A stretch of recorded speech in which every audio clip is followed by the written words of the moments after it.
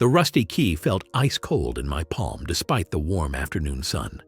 Captain Morrison handed it to me with shaking hands, his weathered face pale as winter snow.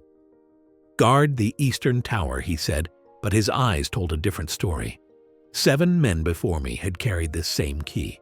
7 men who never returned home to their families. The tower stood in the distance, its dark windows staring back at me like hollow eyes. Not even the dogs would approach that side of the castle after dark, the locals whispered. I had survived 2 tours in Afghanistan and figured I could handle whatever ghost story was scaring grown men. But something about Morrison's trembling voice made me wonder if combat had prepared me for this at all. Go ahead and hit that like button if this story pulled you in. Subscribe for more Royal Guard tales and dark royal secrets every week. And let me know in the comments, where are you watching from? Always cool to see how far these stories travel. Now back to the tower. The silence in Captain Morrison's office was deafening as he scanned the roster of available guards, his weathered fingers tracing down names that had already crossed themselves off the list. Morrison cleared his throat twice before speaking, his voice barely above a whisper when he finally broke the stillness that had settled between us like fog. 7 experienced guards had already taken this assignment, and each one died within exactly 1 week of starting duty. Morrison's words hit me like cold steel as he opened a folder revealing photographs of men I had served alongside for years. Jenkins had lasted 6 days before they found him in his quarters, eyes wide open, staring at nothing. Martinez made it to day 7, but when the relief guard arrived, he discovered only an empty uniform folded neatly on the bed. The pattern was unmistakable, and Morrison knew it. 7 days seemed to be the limit for anyone who dared guard the eastern tower. Morrison's hands shook as he explained the pattern, while every seasoned guard found excuses to avoid the posting. The roster grew shorter with each convenient ailment or sudden obligation, until only my name remained unmarked. Even Sergeant Riley, who had never backed down from anything in his 20-year career, found urgent paperwork that needed his attention elsewhere. The ancient stone tower stood isolated from the main compound, its windows dark even during daylight hours like hollow eye sockets in a skull. From Morrison's office window, I could see the structure rising against the gray sky, its stone walls blackened by centuries of weather, and something else that seemed to seep from within. The tower now served as a storage facility for old military records and equipment that nobody wanted to claim. At least that was the official story. Previous guards had been found in different states. Some appeared to have died of fright. Others simply vanished without a trace. The medical examiner's reports made for grim reading when Morrison finally showed them to me. Heart failure in healthy men under 30. Unexplained injuries that looked like claw marks. One guard had been discovered with every hair on his head turned completely white overnight. The official cause of death was listed as stress-related cardiac arrest, but the photographs told a different story. Military records showed no official explanation for the deaths, only vague references to accidents and medical emergencies that satisfied nobody who bothered to read between the lines. The paperwork was too clean for deaths that made no medical sense. Someone high up the chain of command wanted these incidents buried under administrative language and bureaucratic doublespeak. The tower's history prior to 1980 had been conveniently misplaced or destroyed, making it impossible to research what might have happened there. My military background in Afghanistan made me believe I could handle whatever waited in the tower. I had faced insurgents in mountain caves and survived roadside bombs that turned armored vehicles into twisted metal. Combat had taught me to stay calm under pressure and trust my training when fear tried to take control. What could possibly be worse than watching your friends die in foreign sand while enemy fire rained down from hidden positions? My fellow guards watched me with a mixture of respect and pity as I accepted the assignment, their eyes following my every movement, as if I were already a ghost. Some nodded with grudging admiration for my willingness to face what they refused to confront. Others looked away, entirely unable to meet my gaze, knowing they were sending me to whatever fate had claimed the 7 before me. The silence stretched, until Morrison finally pushed the folder across his desk. The weight of the rusty key in my palm confirmed I was now the 8th man to face whatever curse haunted the Eastern Tower. The metal felt older than it should have, with edges worn smooth by countless hands that had gripped it before mine. Morrison's fingers lingered on the key ring for a moment, as if he wanted to pull it back and tell me to forget the whole thing. But duty was duty, and someone had to guard the tower even if nobody could explain why. The walk toward the tower felt like a funeral march as my boots echoed on the cobblestone path that led away from the safety of the main compound. Each step brought me closer to understanding why 7 good men had lost their lives in that cursed place. The afternoon sun cast my shadow long and dark ahead of me, pointing like an arrow toward the tower's entrance where my assignment waited. I reached for the heavy wooden door and turned the ancient key. The temperature inside dropped 20 degrees the moment I crossed the threshold, my body reacting instantly to air so cold it felt like stepping into a meat locker. The heavy wooden door swung shut behind me with a sound that echoed through empty corridors while my skin erupted in goosebumps, despite the layers of military-issued clothing I wore. The cold hit me like a physical force, pressing against my chest and making my lungs ache with each breath I took in the unnatural atmosphere. Despite the warm summer weather outside, the stone walls radiated a bone-chilling cold that seemed to seep into my soul, reaching places no ordinary temperature should touch. The August heat had been oppressive just moments before, with sweat beading on my forehead as I walked the cobblestone path. But now, my breath formed visible clouds in the air, like winter morning fog. The contrast was so severe, it made my head spin as my body struggled to adjust to conditions that made no sense given the season. Frost appeared on the metal surfaces around me, coating door handles and window latches with a thin layer of ice that cracked when I touched it. The moisture in the air crystallized on every piece of metal equipment, creating patterns that looked almost decorative if they had not been so completely out of place. My flashlight lens fogged over repeatedly, forcing me to wipe it clean every few minutes just to maintain visibility in the dim tower interior. I checked every window and door but found no source for the unnatural cold that plagued the tower, searching for broken panes or gaps in the stonework that might explain the impossible temperature. The windows were sealed tight with no cracks or openings that would allow outside air to enter. The doors fit snugly in their frames with weather stripping that looked recently maintained. Even the ancient stone walls showed no signs of damage or deterioration that could account for the frigid conditions inside. My military-issued thermometer confirmed the impossible readings, showing temperatures in the low 40s, while the radio weather report announced record-breaking heat across the region. The digital display flickered between readings as if the device itself could not believe what it measured. I checked the batteries and tested the calibration, but the thermometer continued to register temperatures that belonged in late autumn rather than the height of summer. Sleep became nearly impossible as the cold intensified during the night hours, making my teeth chatter uncontrollably despite the heavy blankets I piled on my narrow cot. The standard military sleeping bag that had kept me warm in mountain conditions proved useless against this supernatural chill. My muscles tensed and cramped from constant shivering, while my joints ached from the penetrating cold that seemed to bypass clothing entirely. The feeling of being watched grew stronger with each passing hour, as if invisible eyes tracked my every movement through the tower's empty rooms and corridors. The sensation started as a mild awareness on the back of my neck, but developed into a constant pressure that made my skin crawl. No matter which direction I faced, the feeling persisted, suggesting that whatever observed me moved to maintain its vantage point. The cold seemed to intensify whenever this sensation was strongest, as if the two phenomena were connected. I found myself constantly looking over my shoulder, despite being completely alone in the tower, spinning around at the slightest sound or shadow that caught my peripheral vision. Combat experience had taught me to trust my instincts about being watched, but this felt different from enemy surveillance. The presence seemed ancient and patient, as if it had been waiting in the tower for decades or centuries.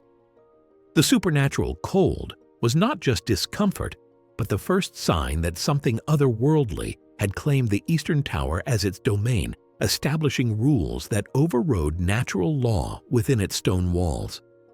This was not weather, but something far more deliberate and purposeful. The cold felt directed and conscious, as if it were being used as a tool against anyone who dared enter the tower.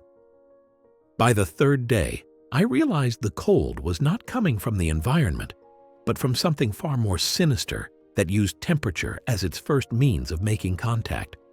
The pattern became clear as I noticed the cold intensified in certain areas, particularly near the upper floors where my duties rarely required me to venture. Whatever haunted this place wanted me to know it was there, and the unnatural cold was just the beginning. As darkness fell each night, the tower seemed to come alive with something more than just impossible temperatures. The first whisper came on the fourth night, so faint I thought it might be wind through stone cracks, but the voice carried a rhythm too deliberate for natural air currents. My ears strained to catch the sound again, but silence returned, leaving me to wonder if isolation was finally affecting my mind the way it had claimed so many soldiers in remote outposts. The whispers grew clearer each night, speaking only one name that sent chills down my spine, more than the supernatural cold that had become my constant companion. "Elira," the voice said over and over, like a prayer or perhaps a curse repeated by someone who had forgotten all other words. As darkness fell, the tower filled with sounds that had no earthly source, footsteps echoing from empty rooms above, where I knew no living person walked. The steps followed a measured pace, neither hurried nor casual, but purposeful, as if someone was conducting rounds on floors I had already checked and secured. When I climbed the narrow stone stairs to investigate, the sounds stopped completely, leaving only the echo of my own boots on centuries-old stone. The silence that greeted me felt heavy and expectant, as if whatever made the sounds was waiting for me to leave. The name meant nothing to me, but the way it was spoken carried such longing and desperation that it made my chest tighten with emotions that were not my own. Sleep became impossible once the whispers started, because they continued until dawn with brief pauses that made me hope they had stopped forever. I searched every corner of the tower with my flashlight, but found no explanation for the disembodied voices that seemed to come from everywhere and nowhere at once. When I pressed my ear against the cold stone, the breathing sounds grew louder, as if the tower itself had developed lungs that drew air through invisible passages within the walls. Deep inhales followed by longer exhales created a rhythm that matched no living creature I had ever encountered. The breathing was too slow for a human, but too deliberate for wind or settling building materials, making it feel as though the ancient structure was exhaling secrets through 3 feet of solid stone. My military training taught me to identify threats, but these sounds defied all logical explanation, forcing me to question everything I thought I knew about the physical world. Infantry school had covered enemy tactics, including the use of recorded sounds to disorient troops, but this was different because the sounds responded to my presence.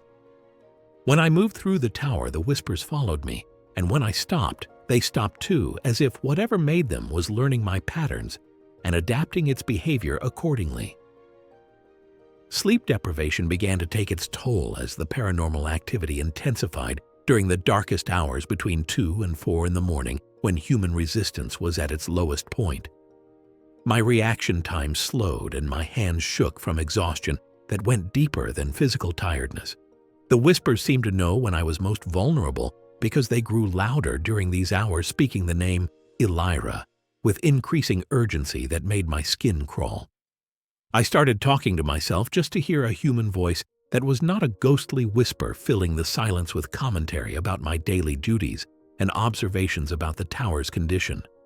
My own voice sounded strange in the cold air, hoarse from the unnatural atmosphere, and tight with tension I could not release. Sometimes I found myself answering questions I had not asked, or continuing conversations I did not remember starting, as if the isolation was fragmenting my thoughts into separate voices. The escalating supernatural activity confirmed I was not alone in the tower, and whatever shared the space with me was growing stronger with each passing night. The pattern was unmistakable, starting with the unnatural cold, then progressing to whispers and phantom footsteps that suggested an intelligence behind these manifestations. This was not random haunting, but deliberate communication from something that wanted my attention and was becoming bolder in its attempts to make contact. Each night brought me closer to understanding why 7 guards before me had not survived their first week in the Eastern Tower, where something ancient and desperate was trying to tell its story.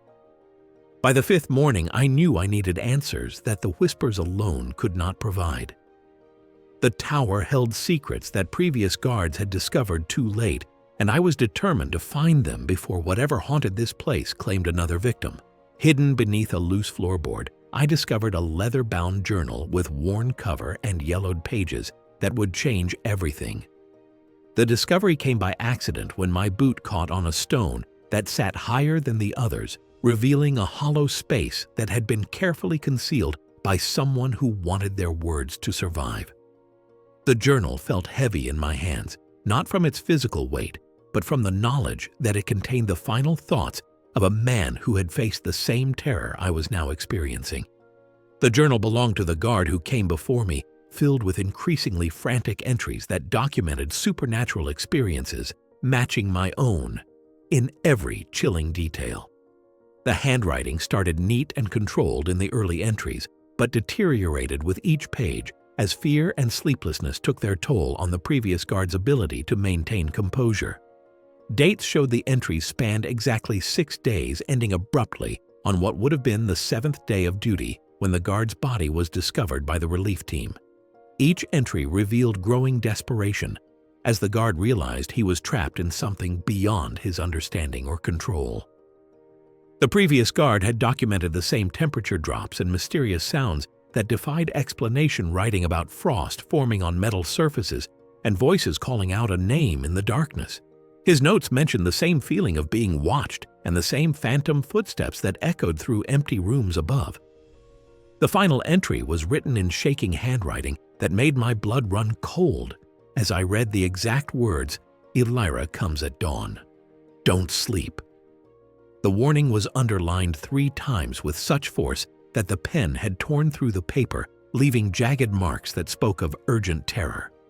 Below the warning, someone had drawn a crude sketch of eyes that seemed to stare directly at the reader with an intensity that made my skin crawl. Previous pages revealed a pattern of escalating encounters with a ghostly presence that appeared each morning at sunrise when the tower's supernatural activity reached its peak intensity. The guard had tried to stay awake during these dawn appearances, but exhaustion from sleepless nights had made it impossible to maintain constant vigilance. His entries described brief glimpses of a figure in flowing robes that vanished the moment he tried to focus on it directly. The guard had tried to research the tower's history, but found most records mysteriously missing or destroyed, as if someone had deliberately erased all traces of what had happened within those stone walls. His notes mentioned trips to the base library and historical archives, where files that should have contained information about the tower's past were either missing entirely or had pages torn out. Even the oldest staff members claimed no knowledge of events that might explain the supernatural phenomena. Scattered throughout the journal were sketches of a woman in royal robes with eyes that seemed to follow the reader, no matter which angle the pages were viewed from, creating an unsettling effect that made my hands shake.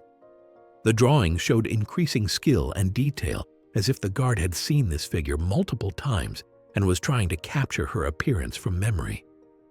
Her face was beautiful, but marked by an expression of profound sorrow that seemed to reach across the centuries. The name Elira appeared carved into the walls throughout the tower, as if someone had obsessively etched it everywhere, using tools that left deep grooves in the ancient stone. My flashlight revealed the name scratched into door frames and window sills, sometimes written in elegant script, and other times gouged out in desperate haste. The carvings appeared on every floor of the tower, suggesting that multiple people over many years had felt compelled to record this name. Each journal entry showed the previous guard's mental state deteriorating as the supernatural encounters intensified, his writing becoming more paranoid and disjointed with each passing day. The final entries were barely coherent fragments of thoughts, interrupted by sketches and meaningless symbols that spoke of a mind pushed beyond its breaking point. The cryptic warning about dawn revealed that whatever haunted the tower appeared at a specific time, giving me crucial knowledge the others had died discovering. This information provided the first tactical advantage I had gained since accepting the assignment because it allowed me to prepare for the encounter rather than stumbling into it unprepared. Armed with this knowledge, I waited as the first hints of sunrise began to creep through the tower windows. Dawn broke through the tower windows as I waited with the journal clutched in my trembling hands, the leather cover slick with sweat from palms that had not stopped shaking since I read the final warning about what sunrise would bring. The first rays of sunlight cut through the perpetual gloom that filled the tower's interior, casting long shadows across stone floors that had witnessed centuries of secrets and suffering. My back pressed against the cold wall while my eyes remained fixed on the doorway where the previous guard had warned something would appear when morning light touched the ancient stones. At exactly sunrise, a figure materialized in the doorway wearing royal robes that seemed to float rather than hang, the fabric moving with currents of air that existed only in the supernatural realm she inhabited. The apparition took shape slowly at first, like morning mist gathering into human form, until her outline became solid enough to cast shadows on the walls around her. Her robes were deep purple with gold threading that caught the dawn light and reflected it back with an otherworldly shimmer that hurt my eyes to look at directly.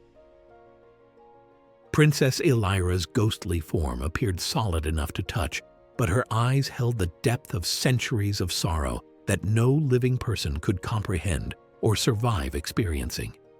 Her skin had the pale, translucent quality of someone who had not felt sunlight for generations, while dark bruises around her throat told the story of a violent death that had left its eternal mark on her spiritual form.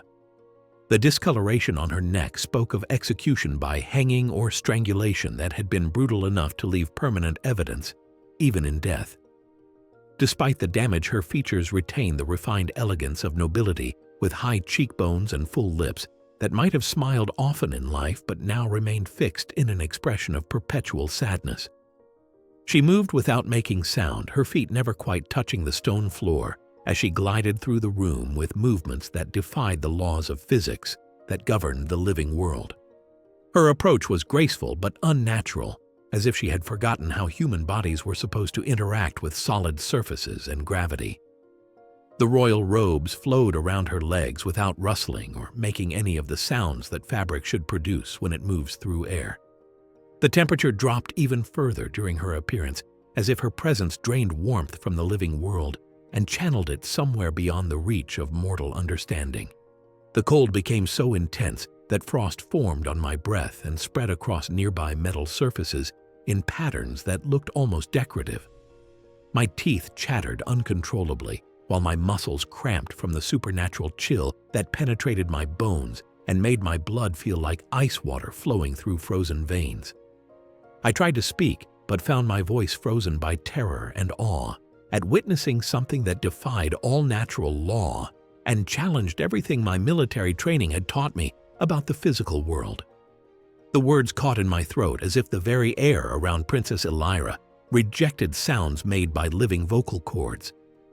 My mouth opened and closed silently while my mind struggled to process the impossible sight of a woman who had been dead for centuries standing just a few feet away from me.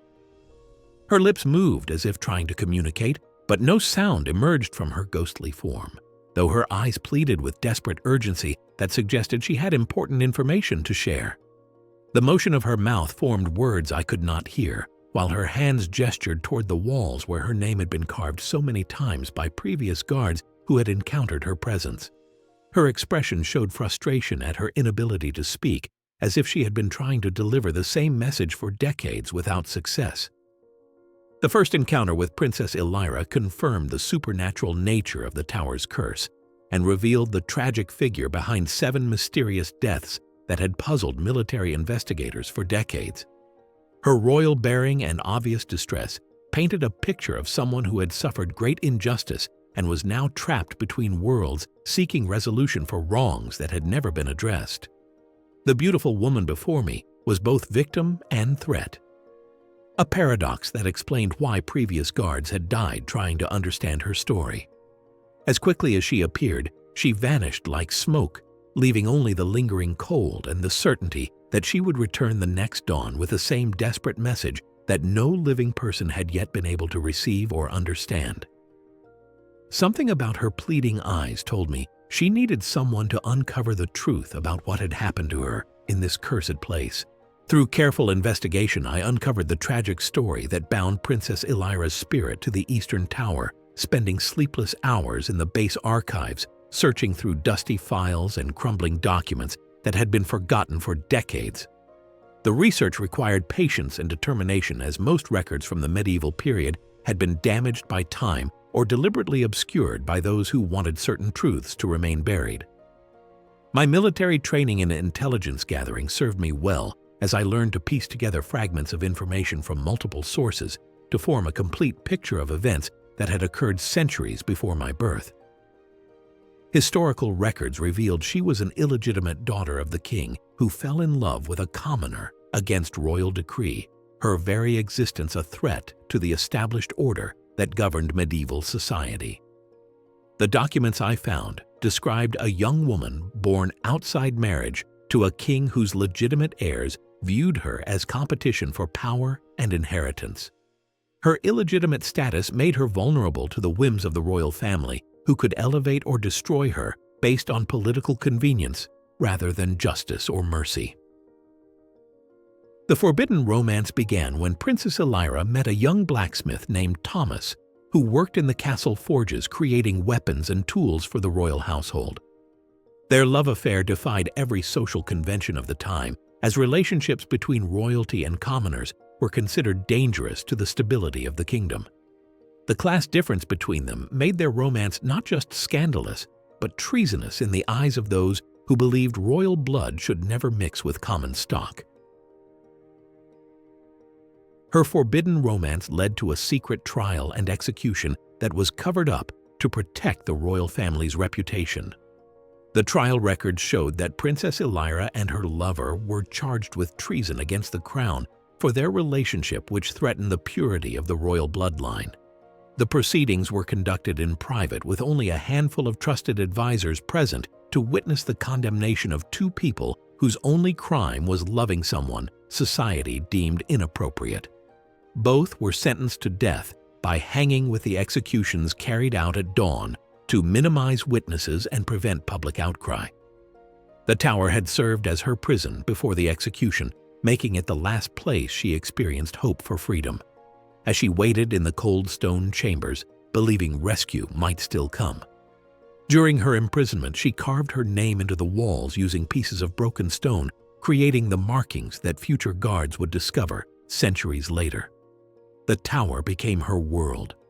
For the final weeks of her life, as she paced the floors and stared through barred windows at a kingdom that had rejected her. Her lover Thomas was also executed, but his spirit had found peace, while hers remained trapped by the injustice of her death and the knowledge that their love story had been erased from official history. The blacksmith died believing their love was worth the ultimate sacrifice, but Princess Elira's royal blood carried with it a different kind of burden that prevented her soul from finding rest. The inequality of their treatment in death mirrored the social differences that had made their love forbidden in life. The curse began immediately after her execution, as guards reported strange deaths and supernatural encounters that could not be explained by natural causes or medical knowledge of the time. The first documented incident occurred just days after Princess Elira's death, when a guard was found frozen solid despite the warm summer weather. Additional reports described phantom voices calling out her name and ghostly figures wearing royal robes that appeared at dawn before vanishing without trace. Each guard who died had been trying to uncover her story, suggesting she was seeking someone to tell her tale and restore the truth that had been deliberately hidden by those who ordered her execution. The pattern became clear as I read through incident reports spanning decades. each guard had discovered fragments of her history before meeting their mysterious end. Princess Elira was not randomly haunting the tower, but specifically targeting those who showed interest in learning about her tragic fate. Understanding Princess Elira's tragic backstory revealed why she haunted the tower and what she might want from the living guards who encountered her ghostly presence during their assignments. She was not seeking revenge, but recognition, hoping that someone would finally tell her story and acknowledge the injustice of her execution. The supernatural manifestations were her desperate attempts to communicate with the living world that had forgotten her. Existence point. Her story of forbidden love and unjust execution explained the supernatural curse that had claimed 7 lives before my arrival. As each guard had gotten closer to the truth, she needed someone to share. Armed with this knowledge, I believed I could finally give her the peace she sought. The next dawn brought my chance to test this theory as I stood in the exact spot where Princess Elira had appeared each morning, with a journal pressed against my chest like a shield. The cold stone floor beneath my feet felt different now that I understood the tragic history that had unfolded within these walls centuries before my arrival. My voice echoed through the empty tower as I called out her full name and title, acknowledging her royal blood and the legitimacy that had been stripped from her by those who feared what her existence represented. I read her tragic tale aloud, believing that acknowledgement of her suffering would finally give her spirit peace. My words, carrying through corridors that had heard only whispers and screams for decades.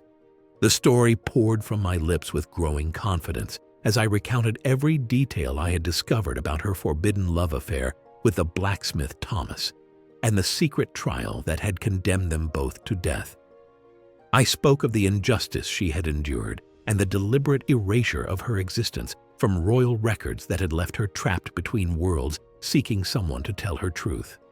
My voice grew stronger with each sentence as I honored the memory of a woman whose only crime had been loving someone society deemed unworthy of royal affection. The words seemed to hang in the air longer than natural acoustics would allow, as if the tower itself was listening to every syllable and weighing the sincerity behind my tribute. I spoke directly to the empty doorway where she had appeared each morning, addressing Princess Elira as if she stood before me, ready to receive the recognition she had sought for centuries. The supernatural activity stopped completely, leading me to believe I had succeeded where 7 others had failed. The sudden silence, more profound than any quiet I had experienced since entering the cursed tower. The phantom whispers that had tormented my nights vanished entirely, leaving only the natural sounds of wind through stone and my own breathing in the still air. The unnatural cold that had plagued me for days began to lift gradually, allowing warmth to return to my bones for the first time since accepting this assignment. Even the oppressive feeling of being watched disappeared, as if invisible eyes had finally closed, satisfied that their vigil was complete. The air itself felt different, lighter somehow, as if a great weight had been lifted from the tower's ancient stones. My thermometer registered normal temperatures for the first time since my arrival, while frost stopped forming on metal surfaces throughout the building. The change was so complete and immediate that I felt certain Princess Elira had found the peace that had eluded her for centuries. Days passed in blessed silence, with no ghostly appearances or paranormal disturbances to torment me during the long hours of my final nights in the tower. Sleep came easily for the first time since my arrival, allowing me to rest without fear of midnight whispers or phantom footsteps echoing through empty rooms above. The tower felt like any other building now, just cold stone and dusty storage rooms, rather than a supernatural prison that defied natural law. My confidence grew with each peaceful hour that passed without incident. I prepared to leave the tower, confident that Princess Elira had finally found the peace she sought, packing my few belongings and cleaning the quarters I had occupied during my week of supernatural terror. The relief I felt was overwhelming as I realized I would be the first guard in decades to complete his assignment without losing his life or his sanity to whatever forces had claimed his predecessors. My success would prove that understanding and compassion could overcome even the most powerful curses when applied with genuine respect for the suffering of others. But when I tried to open the tower door, I discovered it would not budge, despite having no visible lock, and every window refused to open while the walls seemed to have grown thicker, preventing any escape from what had become my prison. My shouts for help went unanswered, even though I could see other guards moving about their duties in the courtyard below, as if a soundproof barrier surrounded the tower. They still send food but cannot hear my calls from inside these cursed walls.